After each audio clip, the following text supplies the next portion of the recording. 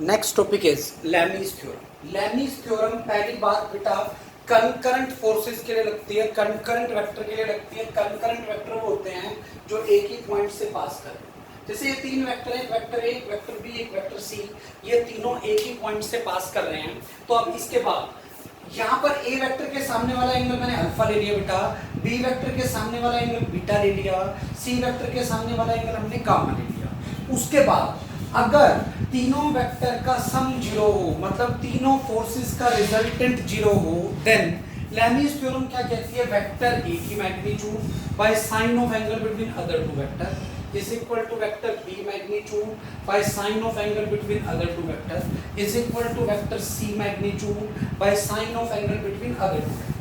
तो ये इस रूल को हम लैमीज थ्योरम कहते हैं। ध्यान रखना है कब एप्लीकेबल होता है, जब तीनों का रिजल्टेंट जीरो हो। दूसरा पॉइंट क्या, तीनों फोर्सेस कंकरेंट हो, एक ही पॉइंट से पास कर रही हो। इस थ्योरम को कौन सी थ्योरम बोलते हैं बेटा, Lami's theorem. On the basis of this theorem, ये एक न्यूमेरिकल है, ये दो धागे स्ट्रिंग 1 स्ट्रिंग 2, इससे कैप मास टंगा दिया, ये एंगल 60 का, ये एंगल 30 का है। आपको दोनों धागों में टेंशन बतानी है। तो अगर मैं यहाँ पे बनाऊं फोर्सेस, तो ये तो बन गया बेटा mg, ठीक है। ये क्या होगा, टेंशन 1, ये होगी टेंशन 2, क्लियर है। अब अगर मैं एंगल बना के देखूं, ये वाला एंगल 60 डिग्री, ये वाला एंगल 30 डिग्री, एक 60 डिग्री का हो गया और एक क्या हो गया बेटा 30 डिग्री का। अब अगर मैं यहां पर एफपीडी बनाऊं, इधर mg बन गया, अलग से डायग्राम बना के शो कर रहा हूँ पॉइंट पास मान के। ये T1 है, T1 का मतलब ये वाला एंगल 60 डिग्री का है, इधर T2 है, ये वाला एंगल 30 डिग्री का है, क्लियर है। अब मैंने अपनी साइड से एक लाइन लगा दी, ये एंगल 30 का बच गया, ये एंगल 60 का बच गया, ये 90 है, ये 90। तीन फोर्सेस एक ही पॉइंट से पास कर रही हैं। m मास है जो कि रेस्ट पे है। अगर ये मास रेस्ट पे है तो पहली बात तो कंफर्म है T1 vector plus T2 vector plus mg should be equal to 0। तीनों का रिजल्टेंट 0 आएगा, तभी ऑब्जेक्ट इक्विलिब्रियम में हो सकता है, अदरवाइज ऑब्जेक्ट इक्विलिब्रियम में नहीं होगा। अब अगर ऑब्जेक्ट इक्विलिब्रियम में फोर्सेस एक ही पॉइंट से पास कर रही है तो मैं लैमीज थ्योरम लगा देता हूँ। लैमीज थ्योरम क्या देगी, T1 बाय साइन ऑफ, देखो बेटा 90 प्लस 60, बाकी दो फोर्सेस के बीच का है, T2 by sine of 90 plus 30 and mg by sine of 60 plus 30 that is 90। Simplify कर देते हैं, sine 90 plus 60 is cos 60, sin 90 plus 30 is cos 30 and this is equal to mg by sin 90 is 1। जैसे मैंने यहाँ से simplify करके T1 की value लिखी, mg cos 60, mg cos 60 का मतलब हो गया T1 is mg by 2। T1 की वैल्यू कितनी होगी बेटा, mg by 2। On the same line T2 की वैल्यू लिख लो, T2 will be mg cos 30, mg cos 30 का मतलब हो गया mg root 3 by 2, this will be your T2। ये लैमीज थ्योरम से बगैर लैमीज के कर रहा हूँ, कंपोनेंट कर रहा है cos 30 sin 30 cos 60 sin 60, फिर सिंप्लीफाई कर लो लेफ्ट और राइट वाली, उससे भी आप कर सकते हो। T1 और T2 आपको इस तरह से लगाने हैं, लैमीज थ्योरम ऐसे अप्लाई करनी है। Next is Newton's first law और law of inertia. It states that every body continues its state of rest or uniform motion until unless an external force is applied on it। मतलब जब तक हम किसी body पे कोई force ना लगाएं, या तो बॉडी रेस्ट पे है तो रेस्ट पे रहेगी, यूनिफॉर्म मोशन में चल रही है तो यूनिफॉर्म मोशन में रहेगी। यूनिफॉर्म मोशन का मतलब है कांस्टेंट वेलोसिटी से चलेगी। तो what do you mean by Newton's first law? Newton's first law gives us the definition of the force. ये क्या कह रहा है कि एक्सटर्नल फोर्स की रिक्वायरमेंट होती है बॉडी की स्टेट को चेंज करने के लिए।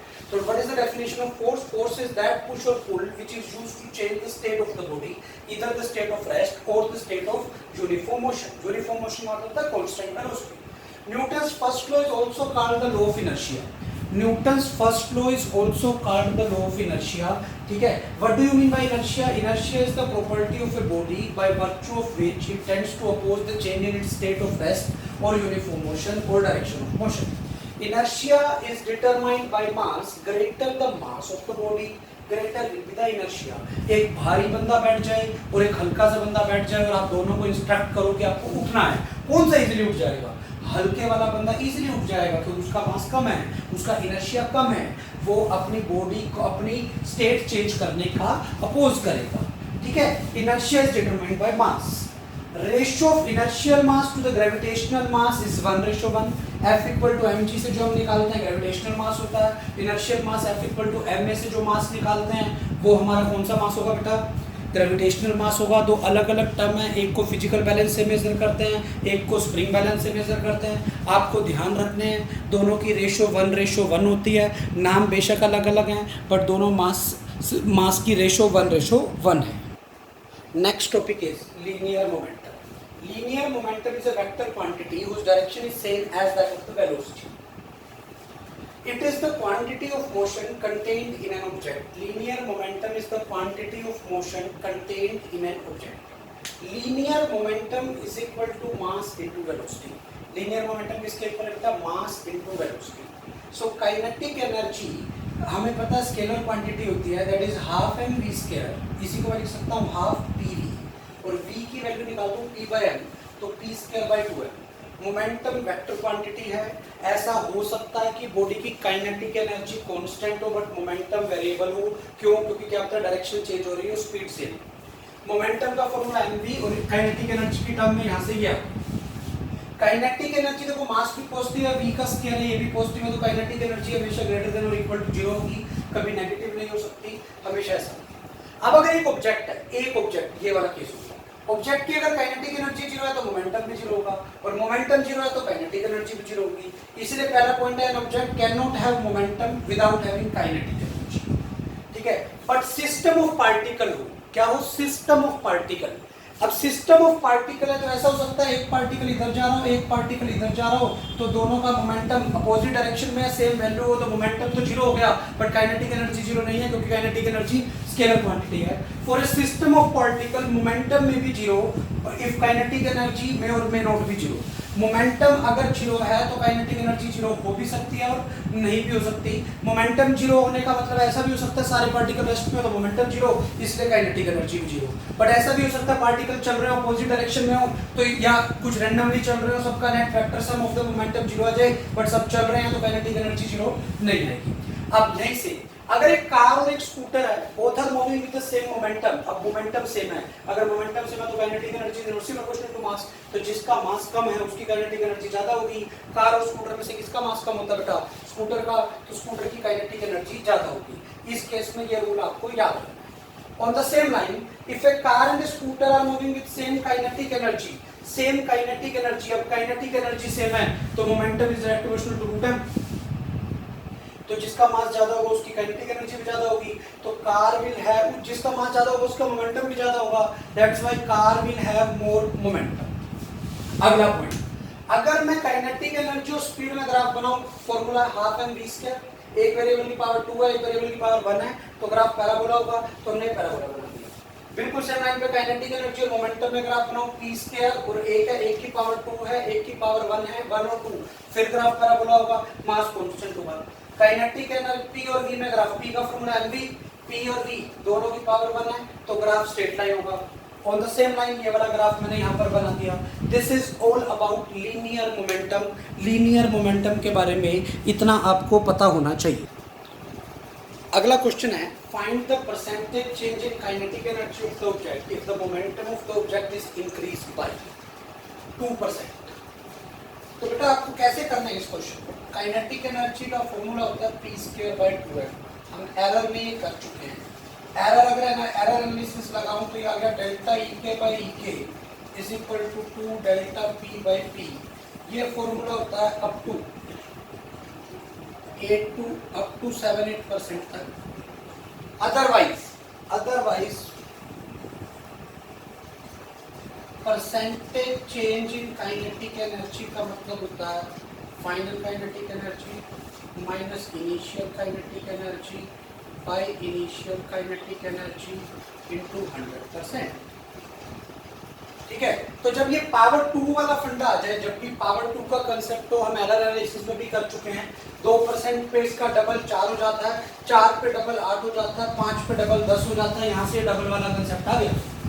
अब 7-8% तक रूल लगता है, 10% पे रूल नहीं लगेगा।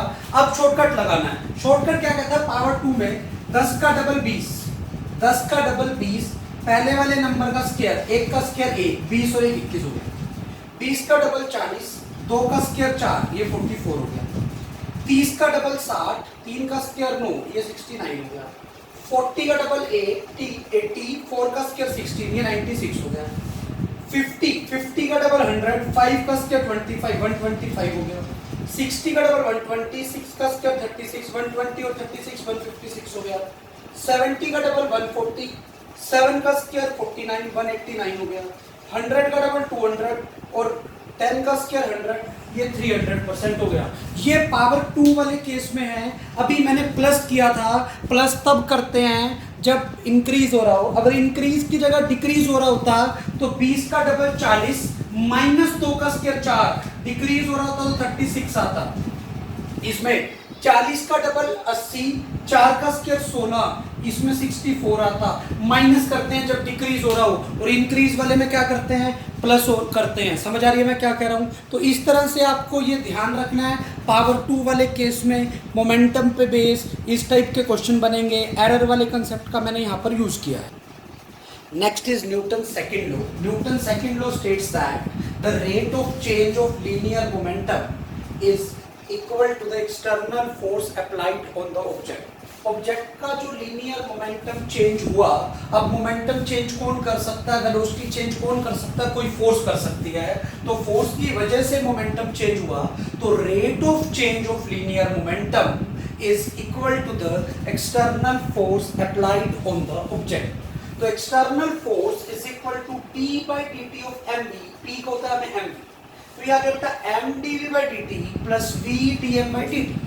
ये एक्सटर्नल फोर्स का फॉर्मूला का डेरिवेटिव कर दिया। First as it is second का derivative plus second as it is first का डेरिवेटिव। अब यहां से if m is constant with time, अगर मास टाइम के साथ कांस्टेंट हो, then external force will be equal to m dv by dt, क्योंकि मास अगर कांस्टेंट है तो dm by dt becomes 0, dm by dt becomes 0। तो आपका dm by dt 0 हो गया। अब अगर आपका dm by dt 0 हो गया तो इसका मतलब ये टर्म बची m dv by dt, this is equal to mass into acceleration. On the same line if velocity is constant with time, तो ये वाली टर्म 0 हो गई, तो बचा external force is v dm by dt।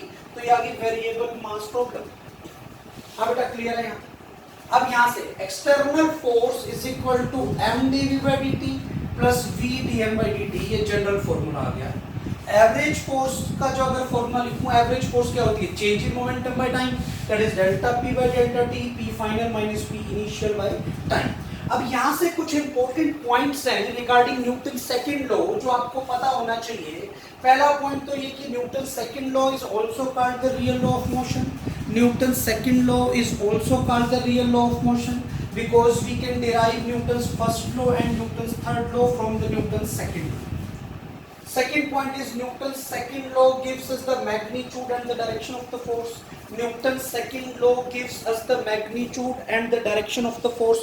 Second law हमें magnitude और direction देती है force की।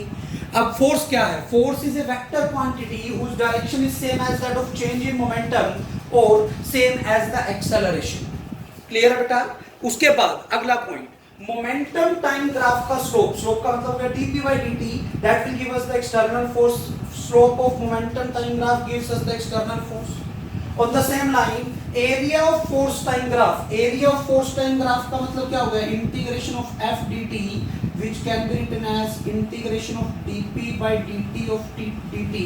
ये कट गया बेटा, integration of dp मतलब p final minus p initial। तो area of force time graph under time axis gives us the change in momentum, that is p final minus p initial। Next point है, if net force on the object is 0 means vector sum of all the forces is 0, then the object will be in translational equilibrium।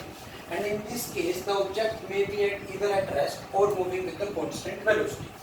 If net torque on the object is 0, that is the vector sum of all the torques is 0, then object will be in rotatory equilibrium. Torque पढ़ेंगे बेटा rotation में, torque r cross f, एक दो question यहाँ करेंगे, बाकी rotation के अंदर पढ़ेंगे, बताऊंगा जब क्वेश्चंस में हम कैसे टॉर्क निकालते हैं। अब अगर एक ऑब्जेक्ट ट्रांसलेटरी इक्विलिब्रियम में भी है, रोटेटरी में भी है, दोनों इक्विलिब्रियम में है, then the object will be in complete equilibrium. तो हम बोलेंगे कि आपका ऑब्जेक्ट कंप्लीट इक्विलिब्रियम में है पड़ा।